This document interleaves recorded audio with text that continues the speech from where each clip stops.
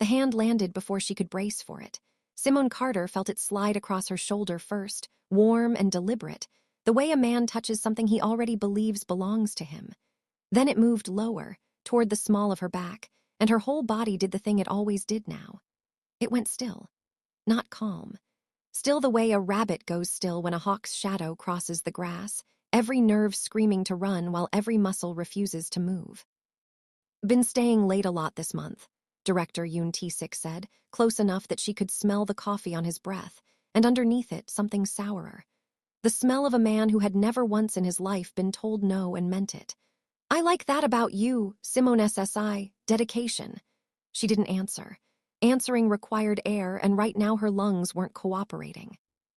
10 floors up, in the glass tower that housed half of Yoon Construction and Holdings' executive staff, Seoul glittered on outside the window in its usual indifferent way. Red brake lights crawled along the Han River bridges. The top of the end Seoul Tower blinked its slow heartbeat against the navy sky. None of that beauty reached her. Down here, the only light was the cold blue-white of overhead fluorescence, and the only sound was an air conditioner that never quite made this floor feel less like a held breath, paycheck against dignity, Grace's tuition against her pride, the visa sponsorship that kept her in this country against the 2 inches of air between his hand and the top of her spine. She had run this equation every Friday for 3 months, and it always came out the same. Stay still. Survive the shift. Go home. His hand slid another inch. Then, from the doorway, came a sound she hadn't expected. Not a voice, not a shout, just the soft, deliberate scrape of a leather shoe against tile. Ha-jun Min stood in the frame of the open door, one hand still on the handle, his tie loosened slightly at the collar. He didn't move. He didn't reach for his phone. He looked at Yoon with eyes gone flat and cold, like glass over a frozen lake, thin enough to see through, unclear whether it would hold your weight. Yoon's hand came off her back so fast it might as well have been burned. Min SSI. Yoon found his footing quickly, the practiced ease of a man who'd smoothed over worse. Working late again. I forgot a file, Ha-jun said, quiet, almost gentle, which made it worse. I'll come back. He held the doorway for 3 full seconds, long enough for Yoon's jaw to tick, long enough for the air in the room to change temperature. Then he turned and the door clicked shut behind him, somehow louder than a slam. Yoon straightened his cuffs. Finish the quarterly deck by morning, he told her, and left whistling. Simone stood alone, staring at the door Ha-jun had disappeared through, her heart tangled between relief and a strange, unfamiliar heat. In 6 months at this company, nobody had ever looked at Yoon Tae-sik like a dead about to come to. If this is the first time one of these stories has found you, welcome, pull up a seat. This one gets dangerous fast. And if you've been here before, watching these two collide across a city that doesn't stop for anyone, welcome back, because this story is going to test both of them harder than anything we've told yet. Drop a comment and let us know where in the world you're watching from tonight. We love seeing how far these stories travel. And if it feels right, tap like and subscribe before it gets worse. It's about to get worse. The cafeteria on the 4th floor smelled like kimchi jjigae and burnt coffee. Simone sat with her tray untouched when a chair scraped out across from her. Ha-jun set down bibimbap, arranged with the deliberate patience of a man raised somewhere order mattered even in small things. You didn't have to come back for a file, she said. I didn't come back for a file. Then why? I've been on this floor 3 weeks. Yoon SSI works late on Fridays, so do you? He looked up. You shouldn't have to run math like that every Friday. Her chopsticks stopped moving. How do you know I run math? Because I watch people's faces when they're deciding whether they can afford to be afraid. Are you? She asked. Actually, Ha-jun Min, compliance analyst, floor 22, a business card answer. That's not what I asked. Corner of his mouth moved, unused to the shape. No, it isn't. He didn't explain further, and something told her the real answer would cost her something to hear later, when it mattered more. For a moment, neither of them looked away, and the cafeteria noise around them, trays clattering, someone laughing too loud 2 tables over, seemed to fall back like water receding from a shore, leaving just the small distance between his hand and hers on the table, close enough that she could feel the warmth of it without either of them closing the gap. He found her again on Sunday, not by accident this time. She'd gone to Gwangjang Market alone, the way she did most weekends, drawn by the noise and the steam and the particular comfort of being anonymous in a crowd that wasn't watching her for signs of weakness. She was 3 bites into a plate of bindidiok, the mung bean pancake crackling hot off the griddle, when she looked up and found him standing at the edge of the stall, hands in his coat pockets, looking almost boyish out of his office clothes. "This is a big city," she said. "You have a strange definition of coincidence. My mother used to bring me here when I was small." He sat across from her without asking, and the Ajumma running the stall gave him a look that said she recognized a regular. "Before she died, we'd split a plate of this exact thing, and she'd tell me stories about my grandfather's construction sites. My uncle used to complain we spent too much on street food when we had a driver waiting. He's always been the practical one in the family. My father's opposite in every way." A small, private smile, gone quickly, like the memory wasn't entirely comfortable. "I haven't been back in years." It was the first thing he'd told her that wasn't a fact laid out like evidence. She watched him for a moment, trying to decide whether the honesty was strategic too, and decided against her better judgment that it wasn't. "Why now?" she asked. "Because you looked like someone who needed a place that had nothing to do with the 22nd floor." He ordered a bowl of sundae for the table without checking with her, the easy confidence of a man who'd grown up being served in places like this, and then seemed to catch himself and glanced at her sideways. "Is that all right? I didn't ask." "It's fine." She almost smiled. "You're strange, you know that." "Been told." He watched the steam rise off the food between them, and for a moment the noise of the market, vendors calling out prices, the clatter of pans, a child laughing somewhere behind them, filled the silence comfortably instead of tensely. "I don't get many chances to just sit somewhere. Most of my life happens inside buildings with security badges."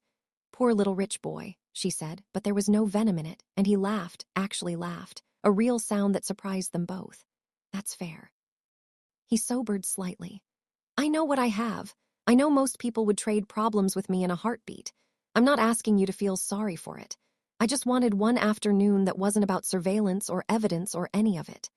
They ate in a companionable quiet after that, and she let herself, just for an hour, forget the shape of Yoon's hand on her back and the weight of the equation she ran every Friday. At one point, his fingers brushed hers reaching for the same pair of chopsticks, and neither of them pulled away as quickly as the moment should have called for, a beat too long, both of them aware of it, neither willing to be the one who named it. It didn't fix anything. It didn't erase the questions she still had about what he'd been documenting and why. But it was the first afternoon in 6 months that felt like it belonged entirely to her, and some part of her resented how much she'd needed that, and how easily he'd given it to her without seeming to expect anything back. By Wednesday, half the floor knew something had happened Friday night in Yoon's office, though not what. Han Myrae found Simone at the printer, ostensibly refilling paper, actually close enough to speak unheard. "You should be careful," Myrae said, eyes on the tray.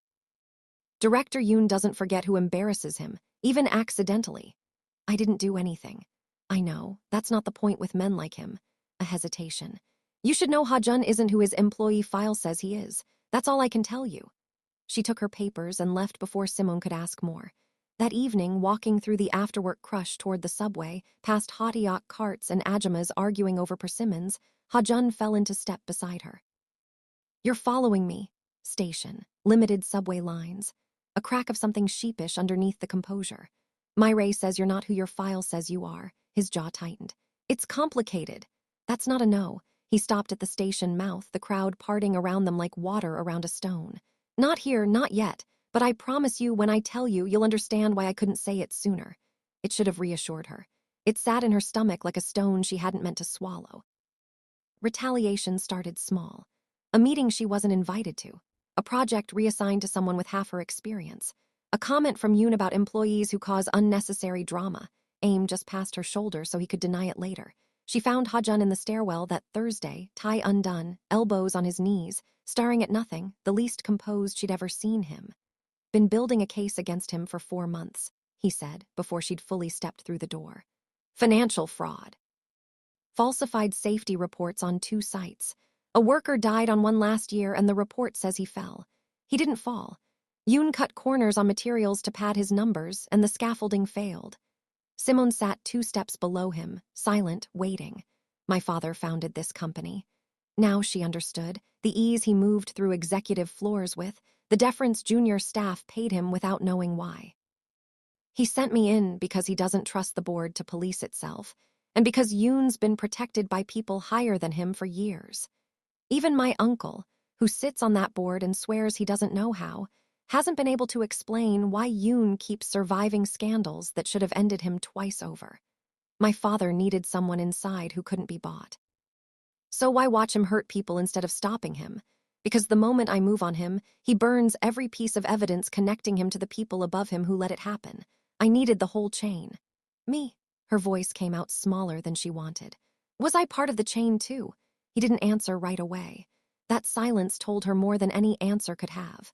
I'd been watching his pattern toward you for 3 weeks before that Friday, he said finally. I knew what Friday nights meant on this floor before I ever stood in that doorway. I let it go on because I was documenting it. Stairwell felt suddenly small. You watched him touch me, she said, and you wrote it down. Not going to pretend that doesn't make what I did unforgivable. I put the case before you more than once. I don't have a version of that story that makes me the hero of it. I just have the truth. Somewhere in those 3 weeks, this stopped being only about the case. I don't know exactly when. I just know by the time I walked through that door, I wasn't thinking about evidence anymore. I was thinking about you. That's convenient timing. It's not convenient. It's inconvenient in every possible way, because now I have to choose between finishing what my father sent me here to do and protecting someone I. He stopped himself before the sentence could arrive, and the restraint landed harder than the words would have.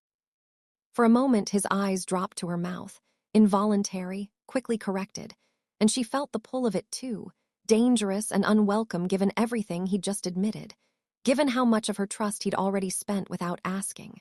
She left him on the stairs and didn't look back, though it took everything she had. Yoon noticed the distance between them almost immediately, the way predators notice when prey stops moving in formation. He found Simone alone at the copy machine 2 days later, closer than he had any business standing, and rested a hand flat against the wall beside her head, boxing her in without quite touching her. Trouble in paradise? He asked, low enough that no one else on the floor would hear. I saw Min SSI looking rather grim this morning. Lovers quarrel already? That was fast, even for you people.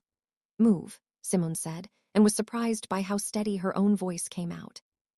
Something flickered in Yoon's face, surprise maybe, that she'd found a spine after months of silence. He straightened, smoothing his jacket, the smile never leaving his face even as his eyes went hard. You should be careful who you attach your future to, Simone SSI. Rich men's sons have a way of walking away clean while everyone around them pays the bill. He walked off before she could answer, leaving her standing at the copier with her heart hammering, adding that some small, exhausted part of her wondered if he was right. The days after had a suspended quality, the city quiet around her private storm. She buried herself in work, staying later than she should, eating triangle kimbap alone at the convenience store counter, watching Seoul's traffic slide by in ribbons of red and white. Grace called Sunday, bright and distant, asking for a little extra help with textbooks. Simone said yes without hesitation. That was the whole reason she was here. The reason the math always came out the same, her sister's future against her own comfort. Not even close. Monday morning, Yoon called her in to review numbers, and his smile told her before he spoke that numbers weren't the point. Understand you've been spending time with Min SSI, Yoon said, steepling his fingers. Did he mention his family name? We're colleagues, of course. The smile widened, a man who just found a new lever. I'd be careful attaching yourself to a man who isn't what he claims. And people who get too close to company business they don't understand tend to find their work visas suddenly complicated. Sponsorships get withdrawn for all sorts of reasons. It would be a shame. Threat landed exactly where he'd aimed it, cold and precise and clearly rehearsed. She could tell by the way he delivered it without breaking eye contact, the way a man delivers a line he's been waiting for the right moment to use. He slid a folder across the desk toward her, unopened. Your latest performance review, he said. I haven't decided yet whether it's favorable. That depends entirely on how sensible you continue to be. Simone left his office with her hands shaking and didn't stop walking until she reached the stairwell, the same one, and sat on the same step, and finally let herself cry. Not from fear this time. From the exhausting unfairness of it, the sense that no matter how carefully she calculated her survival, someone else always held the pen that could rewrite the equation. She found Myrae in the executive kitchen, hands unsteady around a coffee pot. You knows, Simone said. About Ha-jun. Or enough to threaten with it. Myrae set the pot down carefully. He's not stupid, whatever else he is. A stranger who never makes mistakes, who security treats like he owns the building. Men like Yoon notice things eventually. A breath. I should tell you something. Ha-jun changed his reports 3 weeks ago, delayed a filing that would have flagged Yoon's financials to the audit committee. He told his father he needed more time to build a complete chain. That's true. It's not the whole truth. He delayed it the same week you two started talking in the cafeteria. I don't think that's a coincidence. I don't think he does either. Something in Simone's chest, already raw, cracked further. He broke protocol, for me. Put 4 months of his father's investigation at risk for someone he'd known 3 weeks. I've worked with Ha-jun 2 years. I've never once seen him act against a plan he committed to. Until you. She sent him one text after leaving Yoon's office, rooftop, tonight, and spent the rest of the afternoon watching him move through the glass-walled compliance office 3 doors down from her own desk, pulling files, making calls in a low voice with his back to the window. A man visibly building something out of urgency instead of patience for the first time since she'd met him. Twice he looked up and caught her watching. Neither of them looked away first. She confronted him that evening on the rooftop garden, 30 floors up, wind cutting sharp between the potted pines, the distant whistle of a night train pulling into the station below. Yoon threatened my visa today, she said, no greeting.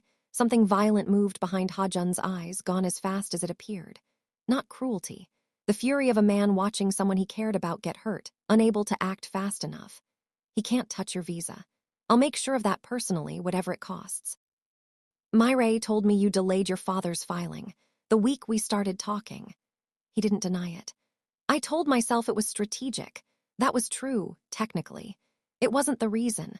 The reason was that once I filed, Yoon would know he was cornered, and cornered men do dangerous things, and I couldn't stomach that danger landing near you before I found a way to protect you first. You should have told me, not let me find out from Myrae. You're right. He stepped closer, close enough she could see the exhaustion under his composure. I've spent my whole life being the person who watches quietly and acts only when the plan says it's time. My father trained me to believe that was strength. Somewhere in the last month, I found out I'm not capable of watching you get hurt in service of anything. Not the case, not his approval, nothing. Then why did it take you this long to say so? Because saying it means admitting I've already broken the promise I made him when he sent me here. It means admitting that if it comes down to finishing this cleanly or protecting you immediately, I will choose you every time, and that choice could cost the case everything he's spent a year building. Simone stood there, the wind pulling at her hair, the city gold and endless beneath them. Some part of her wanted to close the distance between them right then, to let the pull she'd been fighting since the cafeteria win for once, and she hated that part of herself a little, hated how easily her body kept forgetting what her mind hadn't finished deciding. I need time, she said instead. Not to forgive you, just to figure out what this is now that I actually know what it is. Whatever time you need. I'm not going anywhere. Not from the case and not from you. Notice something shifting between them up on that rooftop. So do we, every time we come back to this one. If you're new here, stick around. This is the part of the story where everything starts costing something. If you've followed Simone and Ha-jun since that first doorway, you already know it's about to get harder before it gets easier. Either way, we'd love to know which city or country you're tuning in from tonight. Drop it in the comments. And if this story's earned it so far, the like button and subscribe are right there waiting. Yoon Tae-sik moved fast once he realized the ground under him was shifting. He filed a formal complaint against Simone through HR, fabricated performance issues, dated to make it look premeditated, a paper trail built to justify firing her before anyone thought to ask why. He requested her visa sponsorship review, pending investigation. He scheduled her out of every meeting that mattered and looped her into every one that didn't. Each move landed within a day of the last, deliberate, a man trying to bury a threat before it could dig him out of his own hole first. Ha-jun found out about the HR complaint before Simone did, from Myrae, who intercepted the filing on its way up the chain and brought it straight to him instead. He read it twice, standing in the stairwell, and something in his face went past anger into a colder, more decisive place. He walked into his father's office that same hour and told him everything. Not the sanitized version. All of it, the delayed filing, the 3 weeks of surveillance that had become something else. The fact that Yoon now had a lever aimed directly at an innocent woman's ability to stay in the country she'd built a life in. His father listened without interrupting, his face unreadable in the way that had made him a formidable businessman for 30 years, and when Ha-jun finished, the older man asked only one question. Is she worth the case? She's worth more than the case, Ha-jun said, but I don't intend to lose either. His father studied him for a long moment, then reached for the phone on his desk. Then we move tonight, before he can bury anything else. The board's emergency session was called for the next morning, and by the time Simone heard about it secondhand from a junior associate breathless in the elevator, it was already underway 2 floors above her.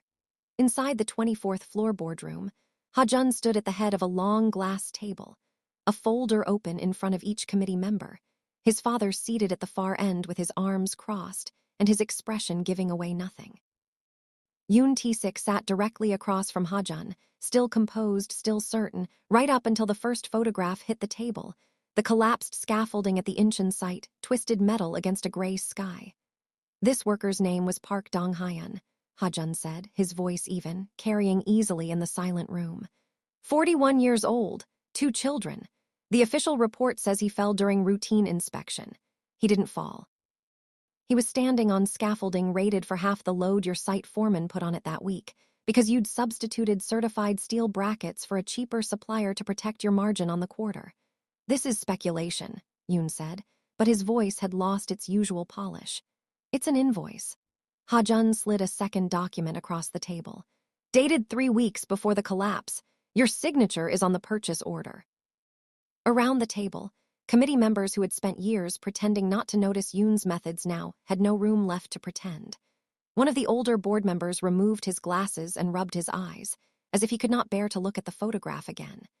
Yoon's gaze cut to Ha-jun's father, searching for the intervention that had always come before, the quiet word exchanged after the meeting that made problems disappear. It didn't come. The older man simply nodded once at his son to continue. Page after page landed on the table, falsified inspection sign-offs, altered material specifications, a pattern stretching back 3 years across 2 sites. Yoon Tae-sik went the color of old paper as each one hit the wood, doors closing on his career in real time. When security finally came for him, Yoon didn't go quietly. He shrugged off the first hand that touched his shoulder and stood, straightening his jacket with the same practiced ease he'd used 100 times to smooth over worse. And for a moment it looked like he might simply walk out with his dignity intact. Then his eyes found Simone through the boardroom's glass wall, where she'd stopped in the hallway on her way past, drawn by the commotion despite every instinct telling her to keep moving. He crossed the room before security could stop him, close enough that the guards tensed, close enough that Ha-jun was on his feet in an instant, and for one suspended second Simone was back in that office on a Friday night, his hand sliding toward her spine, her body forgetting how to breathe. But this time she didn't freeze. You think this ends with me, Yoon said low, meant only for her, something ugly and desperate finally breaking through the polish. Men like me don't disappear because a boy with his father's money decided to play hero. There are people above me you've never heard of and never will, and they don't forgive company embarrassments this public. Away from her. Ha-jun's voice cut across the room, quiet and absolute, and this time security didn't hesitate. 2 guards had Yoon by the arms before he could take another step, pulling him back toward the door. Ask him, Yoon called over his shoulder as they hauled him out, his composure finally cracking into something wild, something that looked almost like relief at getting to say one true thing before he lost everything else. Ask him who really protected me all these years. He doesn't know yet, but he will. Door closed behind him, and the boardroom sat in a heavy, uncertain silence, Yoon's last words hanging in the air like a held breath nobody quite wanted to release. Security escorted him out of the building that afternoon. Simone watched from the 22nd floor window as he crossed the plaza below, smaller than he'd ever seemed up close. She waited for the relief to feel bigger than it did. It came, slowly unclenching behind her ribs, but underneath it, something else had been growing for 3 weeks now, patient, waiting its turn. She learned later from Myrae that Ha-jun had moved a full month ahead of his original plan, before the chain connecting Yoon to the executives above him was complete, because the HR complaint had forced his hand. He'd chosen to expose what he had rather than wait for what he wanted, sacrificing the larger case his father had spent a year building for the chance to end Simone's danger immediately. He gave up the whole chain, Myrae said, shaking her head, somewhere between exasperation and admiration. 2 years of watching men like Yoon get protected by people above them, and when it mattered, he burned the timeline for one person instead of the whole system. His father is furious. I don't think Ha-jun cares even a little. She found him on the rooftop that evening, tie loosened, shoulders lower than she'd ever seen them, a man finally allowed to set something down. You lost the full case, she said, coming to stand beside him. The connections above Yoon, all of it, lost, delayed. He looked at her, and the frozen glass in his eyes had thawed into something unguarded. The evidence still exists. I'll find another way to the rest of the chain. It'll take longer. It was worth it. Even though your father's furious. Especially because of that. He spent my whole life teaching me patience and control were the only tools worth having. I think some part of him is angry precisely because I finally proved him wrong about which one actually keeps people safe. I'm not saying I've forgiven everything, Simone said quietly. The watching, the weeks you knew and didn't say anything. That's going to take longer than 3 weeks to sit right with me. I know. I'm not asking you to skip to the end of it. I just needed you to know that when it mattered, when it actually came down to you or the plan, I chose you. Not because it was easy, because it was the only choice I could live with. She looked out at the city one more time, at the lights that had watched her survive 6 months of small daily calculations, paycheck against dignity, dignity finally winning, and reached out slowly and let her hand rest against his on the cold metal railing. Not quite forgiveness yet. Something standing right at its door, waiting, the way he once had, for permission to step through. Neither of them noticed the black sedan idling at the curb 30 floors below, its driver watching the tower's top floors with a patience that had nothing to do with traffic.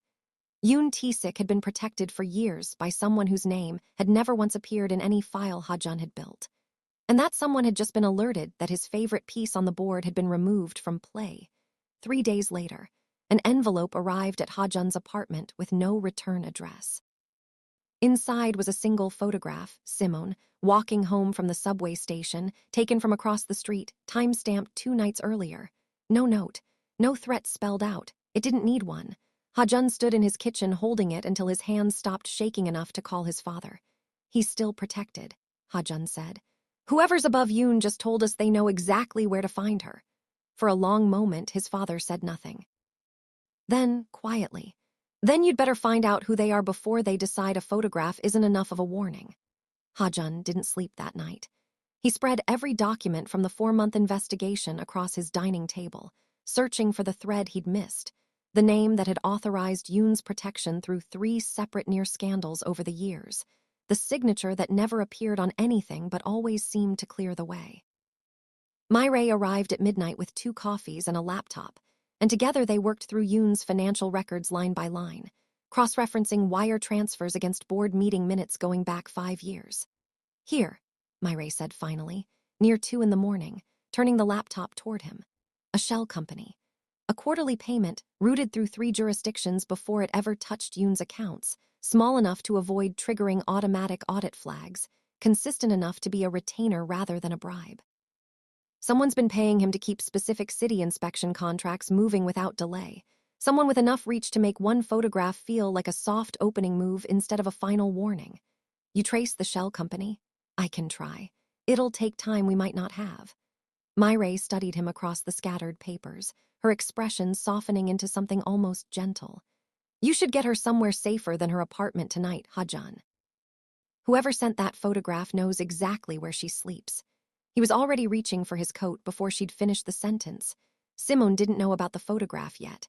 She was on the subway home, watching the tunnel lights strobe past the window in their familiar rhythm, thinking for the first time in months about something other than survival. Thinking about a rooftop and a hand on a railing and a man who'd finally chosen her out loud. Her phone buzzed as she climbed the stairs out of the station, cold night air rushing down to meet her. Grace's name lit the screen, and for a moment Simone let herself smile before answering, grateful for one ordinary voice in a day that had stopped being ordinary weeks ago. Sound different, Grace said, after only a few minutes of small talk, her voice sharp with the particular instinct little sisters develop for reading the silences between their older sisters' words. Good different. Are you seeing someone? It's complicated.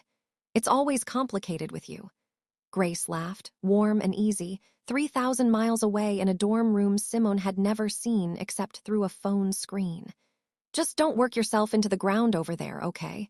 That tuition money isn't worth you disappearing into some job that treats you like furniture.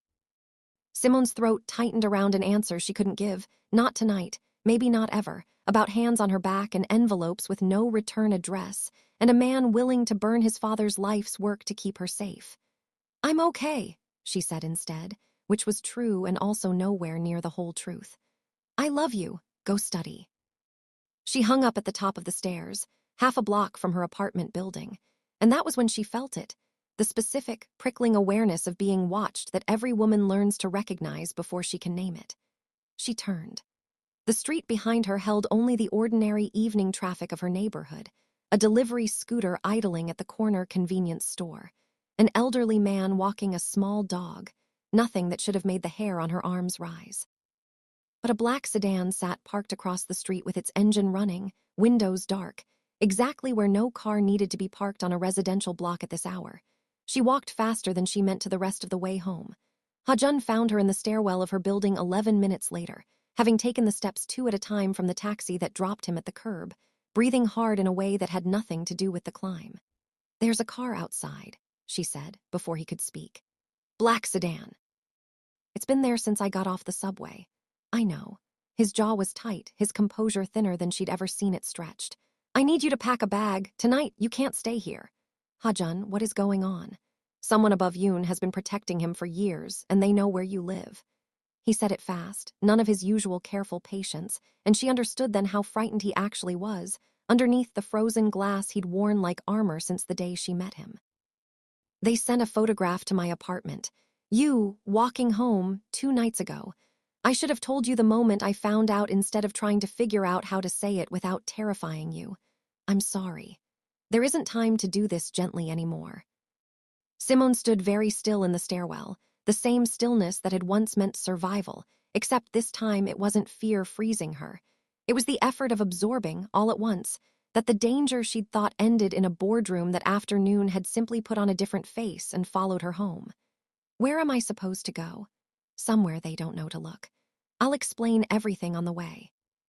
He reached for her hand, and this time she let him take it, let him pull her toward the stairs instead of the elevator, toward a night that was about to get a great deal more dangerous before it got any safer.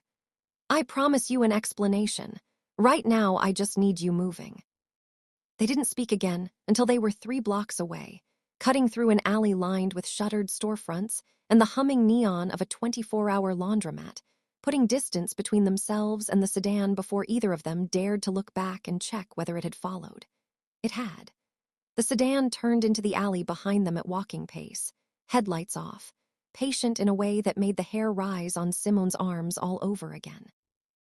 Ha-jun pulled her sideways through a gap between a shuttered pharmacy and a stack of delivery crates, out onto a wider street thick with late-night foot traffic, and used the crowd the way she imagined he'd been trained to, cutting diagonally through a knot of university students spilling out of a noribang, ducking into the bright fluorescent aisles of a convenience store just long enough to watch the street through the window. The sedan rolled past without slowing, its dark windows giving nothing away, and continued on into traffic. Ha-jun didn't relax until it had disappeared around the corner, and even then his hand stayed wrapped around hers, firm and unwilling to let go. Not trying to catch us tonight, he said quietly, watching the street. If they wanted to, they would have. This was a message. They want us to know they can find you whenever they decide it's time. That's supposed to make me feel better. No. He looked at her, and for once made no attempt to soften the truth. It's supposed to make you understand why I need you somewhere I control the exits. He took her to a serviced apartment near Itaewon that belonged. She gathered from the doorman's deferential bow, to his father's company rather than to him personally. The kind of place kept quietly available for executives who needed to disappear from their own lives for a few days. The apartment was spare and elegant, floor-to-ceiling windows looking out over a hillside stitched with restaurant lights, and Simone stood at the glass for a long moment after he locked the door behind them, arms wrapped around herself, trying to remember what it had felt like that morning to worry only about a quarterly deck. Somewhere underneath the fear, absurdly, she was aware of him moving behind her, aware of the particular quiet a man makes when he's trying very hard not to hover, and some part of her, the part that had spent 6 months learning to distrust every hand that came near her, noted that she didn't mind him being close at all. "You should eat something," Ha-jun said behind her, already moving toward the small kitchen, the practical instinct of a man who didn't know how to sit still while someone he cared about was frightened. "There's ramyun in the cupboard. It's not much, but—" "Ha-jun." She turned to face him. "Who is this dangerous enough to have you sleeping in a stairwell and moving me into a safe house in one night?" He set down the pot he'd been reaching for, and something in his shoulders dropped, the last of his composure finally giving out. "I don't know yet. That's the truth. Someone with enough money and reach to keep Yoon protected through 3 near scandals over 5 years. Someone careful enough to route payments through shell companies instead of leaving a trail my father's lawyers could follow in an afternoon. Myra's tracing it. It'll take time." He crossed the kitchen and stopped an arm's length from her, close enough that she could see how tired he actually was underneath the calm he kept building back up every time it cracked. "I know this isn't what you signed up for when you agreed to sit with me at a cafeteria table 3 weeks ago," she agreed. "It isn't." A beat. "But you didn't run tonight either. You came straight to my building instead of calling security or handling it from a distance the way someone with your money usually does. I wasn't going to let a phone call be the thing that protected you." His voice was quiet, rough at the edges in a way she hadn't heard before. "Not after everything I got wrong at the beginning. I don't get to fix the 3 weeks I spent documenting instead of stopping it. I can at least make sure I'm standing in front of you now instead of writing about it in a file." City hummed against the window behind her, indifferent and glittering, the same city that had watched her survive 6 months of small, careful math. Simone reached up, slowly, and rested her palm against his jaw, feeling him go still under her touch the way she had gone still under Yoon's hand weeks ago, except this stillness was nothing alike. This was a man holding his breath because he wanted something and didn't trust himself yet to reach for it first. She thought distantly that she should be more frightened than she was a black sedan somewhere in the city, a photograph with no return address, a danger with no name yet, and instead all she could think about was the warmth under her palm and how badly she wanted to close the last of the distance between them. "Still not all the way to forgiving you," she said softly. "I need you to know that stays true even tonight. I know. I don't want to be anywhere else right now, not with anyone else." She let that sit between them, honest in a way that cost her something to say out loud. "That has to count for something too." He didn't answer with words. He turned his face just enough to press his lips against her palm, gentle, almost reverent, and the gesture said more than anything either of them had managed to say aloud in 3 weeks of half-truths and stairwells and rooftops. Outside, Seoul kept glittering on, indifferent to the 2 people standing very still in a borrowed apartment, learning how to hold onto something neither of them had planned for and both of them, it turned out, desperately wanted to keep. Neither of them slept much. Simone lay awake on the couch he'd insisted on taking for himself, staring at the ceiling, listening to him move quietly in the kitchen near dawn, the soft clink of a kettle, the low murmur of his voice on a phone call he clearly thought she couldn't hear. "I don't care what it costs to expedite the trace," he was saying, his voice tight with an urgency she hadn't heard from him even in the stairwell. "I want a name by tomorrow. If it's who I think it is, we need to move before he realizes we're looking." She didn't ask who he thought it was. Some instinct told her the answer would matter more once he was certain, and she'd learned, over 3 strange and dangerous weeks, that Ha-jun Min told the truth in his own time, at real cost to himself, and that pushing him only made the waiting longer. By 7, Myra arrived with coffee and a look on her face that told Simone the news wasn't good before either of them said a word. She set her laptop on the small dining table and turned it toward Ha-jun without preamble. "The shell company traces back through 2 more layers," Myra said, "but I found a name on an old incorporation filing that someone forgot to scrub. I think you should sit down before I show you." Ha-jun didn't sit down. He leaned over the screen instead, and Simone watched the color drain slowly out of his face as he read whatever name was on it, watched the frozen glass come back down over his eyes, Not the cold, controlled version she'd first met in a doorway, but something colder, something that looked almost like grief wearing anger's clothes. "That's not possible," he said quietly. "I checked it 3 times," Myrae said. "I'm sorry." Simone crossed the room and looked over his shoulder at the screen, at a name that meant nothing to her, and apparently everything to him. An executive title she didn't recognize, attached to a company address she'd never heard of, and beneath it, a signature that made Ha-jun's hand tighten on the back of the chair until his knuckles went white. Ha-jun. She said his name carefully, the way you'd approach someone standing too close to a ledge. "Who is it?" He looked up at her, and for the first time since the doorway, since the rooftop, since the stairwell where he'd finally told her the truth about the 3 weeks he'd spent watching instead of acting, she saw something in his face that looked genuinely, completely lost. Watching him come apart in slow motion, Simone understood something she hadn't let herself admit yet. That somewhere between the market stall and the stairwell and the hand on the railing, she'd stopped being only the person he needed to protect. She'd started needing to protect him back, from a truth that was about to cost him a family he'd never once complained about, and the realization landed with a force that had nothing to do with fear and everything to do with how much she'd let herself feel for him without meaning to. "It's my uncle," he said. "My father's own brother has been protecting the man who hurt you." The words seemed to hang in the small apartment longer than they should have, heavier than their length, and Simone watched Ha-jun's hand tremble once against the back of the chair before he steadied it by sheer will. Myrae looked between them, uncertain whether to speak into the silence or let it sit, and outside the window the city carried on exactly as it had a moment before, commuters filling the streets below, the first gray light of morning sliding over the hillside restaurants, utterly indifferent to the fact that somewhere inside one of its glass towers, a family was about to come apart at a seam nobody had known existed. "Does your father know?" Simone asked quietly. "Yet." Ha-jun straightened, and she watched him do the thing she'd seen him do twice before, take whatever he was feeling and fold it down into something he could carry, something that wouldn't slow him down when it mattered most. "And when he finds out, it's going to break something in him that I don't think either of us can predict how to fix." He looked at Simone, and beneath the exhaustion there was a fierce, protective clarity that hadn't been there a minute earlier. "But that's a problem for today. Right now, the only thing that matters is that we know exactly who's been watching you, and exactly how far he's willing to go to keep his brother from finding out what he's done. That name is going to change everything about how this story unfolds from here, and honestly, we can't wait for you to see where it goes. First time watching? Welcome to the family. This is only the beginning of what these two are up against. Been here since the first episode. Thank you for trusting us with your evenings. Let us know in the comments where in the world this story just reached you tonight.